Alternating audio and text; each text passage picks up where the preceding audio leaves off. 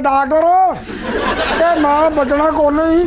हकीम नहीं लगता, लगता रक्षा फाटक जो वो इसकी हालत भी हमारे वापडा की तरह हो गई है। वो जो है वो जिसे पिछले दिनों टोबा टैक्सिंग में उसकी तदफीन हो गई है। मुझे इस मुल्क की तकदीर पे जो है वो रोना जो है खुद हज़रात, आज जुबानो बयान में सबसे पहले है मरीज। जी मरीज। मरीज, हाँ जी मरीज। लो जी नसीर भाई ताड़ा ते साडा जिक्र होया जी। मरीज या मरीजा में मीम के ऊपर इंतहाई गैर जरूरी तौर पर जबर लगा दी जाती है, जबकि पेश है ये मुरीज है। मुरीज क्या बात है। मीम के ऊपर पेश है। ये फरंगे आसफिया खोल कर देखो। फरंगी आसमी आसमाना तो उतरी खुदा दा वास्ता हकीम साहब ने एक बार हस्पताल लै गए सर, डॉक्टर ने वेखदे ही कह दिता कि मरीज नूं ना अबाई शहर लै चलो, इन्हें इत्थे नहीं मरना। मुरीज का था मुरीज सवाल ही पैदा नहीं होता किसी डॉक्टर ने कहा। तो तुहाडा की ख्याल सिर्फ एंकर ही पढ़े लिखे, डॉक्टर नहीं पढ़े लिखे जनाब? नहीं नहीं, मेरा मतलब है डॉक्टर्स इतना ख्याल नहीं रखते। तुसीं अजे पिंड दे डॉक्टर नहीं वेखे? तो पिंड दा डॉक्टर जनाब उन्हें पीपे च टीके रखे उन्हें नाल साइकिलों नूं पैंचर लाउण दे। मरीज दी बांह फड़ के ट्यूब पानी च दे कहंदा तू तो पटाका मार गया बई। मरीज कहे ना मैनू चक्कर आउंदे, कहंदा इहदा कैरियर कस है। जेड़ा बहुता बीमार होए ओदी मां फड़ कहंदा तेरे कुत्ते फेल हो गए। उतो पिंडा दे मरीज बहुत ही डरे होंदे ने। डॉक्टर ये मैं बचना कौन नहीं। हकीम नहीं लगता, लगता रक्षा फाटक जो बहुत बुरी हालत है मेरी, बहुत बुरी हालत है। होया की भाई जी? हाँ ये क्या था? तकलीफ दस रहे जी। भैड़े भैड़े खाब आउंदे आ, चिट्टे चोले वाले बाबे मेरी खाब जान कहंदे असीं तेनू लैण आए आ। ओ मेरा नाना आया सोने दा गन्ना चूपण दिया, हरे रंग दी मੱਝ ते बैठा। ओए हकीम नूं दस्सिया, हकीम आंदा डॉक्टर रोटी ते गंढा रख के मरीज नूं दिओ। फिर मैं रोटी ते गंढा रख दित्ता, कहंदा मुर्दा खाब च नहीं आउणा। तू ये दिहाड़े नाना फिर आ गया, कहंदा मैं तेनू सीक्रेट बुलाउण दिया, तू सारे नूं दस्सण दिया। ये तो एक्सपायर होने वाला है। वो इसकी हालत भी हमारे वापडा की तरह हो गई है। वो जो है वो जिसे पिछले दिनों टोबा टैक्सिंग में उसकी तदफीन हो गई है। उसकी सारे बड़ी दर्दनाक कहानी। मर गया बापटा, साडा प्यारा बापटा। सुबह सर वेख्या चंगा भला। हम इस वक्त मुरीज कर रहे हैं कि वापडा कर रहे हैं? हाय बापटा जिते मुरीज है सी जनाब। बड़ा चंगा सी मुरीज। हाय सवेरे मेरे रहिंदा भी मरीज के सी। हाय सवेरे मेरे अब्बे ने इस्त्री लाई है। हाय 3 घंटे हो गए इस्त्री गर्म ही ना आवे। हाय हाय ओए ਉਹ ਤੇ ਫੇ ਇਸਤਰੀ ਨੂੰ ਗਾਲਾਂ ਕੱਢੀਆਂ ਫੇ ਗਰਮ ਹੋਈ। फिर कोई इस्त्री ने भी गाला कढ़ी है।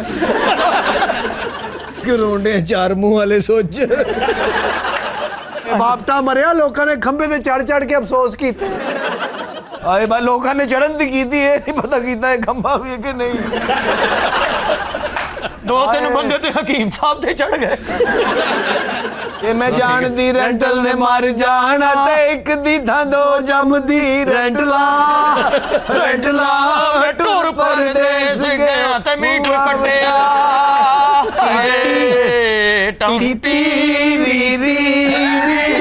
अच्छा, अब तुम्हारा मुरीज ठीक हो गया?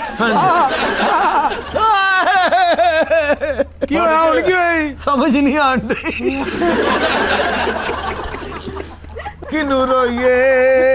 राजा साहब नू राजे के वजीर बनने पे तो मेरा भी रोना बनता है।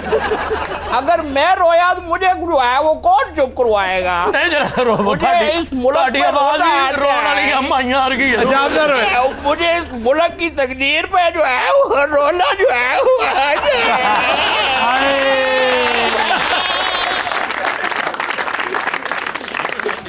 माइयां रोंदे रोंदे नाल बुखाने भी काटनी। अच्छा जी, इसके बाद है सुरखाब के पर। सुरखाब के पर लगना। इसमें गलती यह है कि सुरखाब के पर नहीं है, सुरखाब का पर है। सुरखाब टुंडा है जो पर नहीं। पता ही क्या इसके पीछे कहानी क्या है? सुरखाब का पर, सुरखाब एक बड़ा नायाब परिंदा है जी। और उसका पर टोपी में लगाते थे कि, और इसको एक बहुत बड़ा स्टेटस समझा जाता था जिसको सुरखाब का पर लगा होता था वो एक बड़े स्टेटस का आदमी समझा जाता था। हकीम साहब ने सुरखाब दा पर लगा सी हाय हाय ला के भेजता। समझ आ गई है? हाँ जी हाँ जी। बिल्कुल आ गई। आगे चले? नहीं आगे चलो। नहीं देखिए, हाँ, बस निकल चलो, इससे भी आगे चलोगे। सुरखाब का पर समझ आइए? आ गई सर, आ गई। सुरखाब दी पूछल भी समझ आ गई। ऐजी में मीरा को सुरखाब का पर लगा हुआ था जो उसको अवार्ड मिला। शट अप जेदे, क्या बात है? हर बंदा is everybody is the look it to me and the what is the सुरखाब। I am the very huge provider performance, you know very well. तौबा तौबा की कितनी सोहनी है बेचारी, हाय जवान सोहनी, बहुत। अंग्रेजियां लगी हैं ना। तो ये कितने अरसे से जो है आपको अंग्रेजी लगी हुई है? तो ये लूज इंग्लिश बोलती हैं या नॉर्मल? हेलो आगा साहब, कैसे हैं? आपकी शादी हुई है? लो आगा साहब, मुझे भी काफ लीग में शामिल कर दे, वरना नून वाले तो बांटते पर अगे चौधरी साहब की समझ नहीं आती तो तुम ही आ जा। तू ये कोट किहड़े हिसाब च पाया मैनूं ये ते दस। बाजी तेरा जेड़ा नवीद वाला हिसाब सी ना ਉਹਦੇ ਚ ਪਾਇਆ। मैं भी कमाऊँ जो 35-40 रुपये काट दे सन।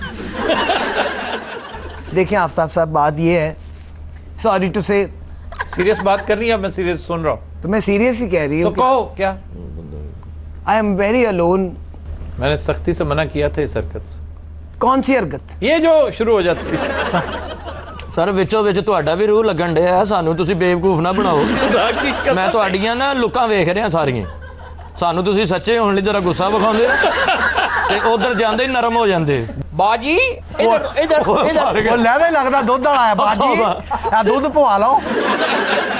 मैं जो है ये देखना चाहता हूँ कि इधर जो है वो चल क्या रहा है। ख्वाजा साहब, आपको मैं हकीकत आज बता दूं। बताओ दिल खोल के आप। बस आपने अब चुप रहना, बोलना नहीं।